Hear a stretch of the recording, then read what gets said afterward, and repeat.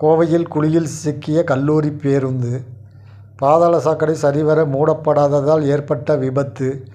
மாநகராட்சி மீது கடும் கொந்தளிப்பில் பொதுமக்கள்.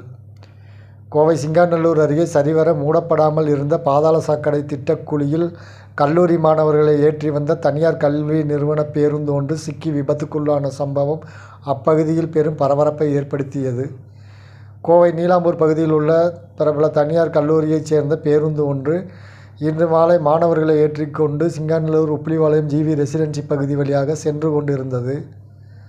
அப்பொழுது சாலையோரம் பாதாள சாக்கடை திட்டத்திற்காக தோண்டப்பட்ட தற்காலிகமாக மூடப்பட்டிருந்த பகுதியில் பேருந்து சென்றபோது எதிர்பாராத விதமாக பேருந்தின் முன் சக்கரமும் பின் சக்கரமும் மண்ணுக்குள் புதைந்தது.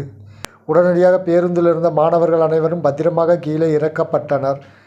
கோவை மாநகரில் கடந்த சில ஆண்டுகளாகவே பாதாள சாக்கடை திட்டம், 24 மணி நேர குடிநீர் திட்டம், கழிவுநீர் கால்வாய் அமைக்கும் பணிகள் என பல்வேறு திட்டங்களுக்காக பிரதான சாலைகள் முதல் தெருக்கள் வரை மாநகராட்சி நிர்வாகத்தால் குழி தோண்டப்பட்டு வருகிறது.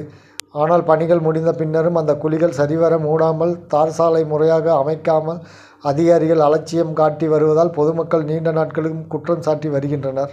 இதன் காரணமாக சிறிய மழை பெய்தாலே கூட சாலை அனைத்தும் சேரும் சகதியுமாக மாறி எங்கு குழி இருக்கிறது என்றே தெரியாத அவல நிலை நீடிக்கிறது.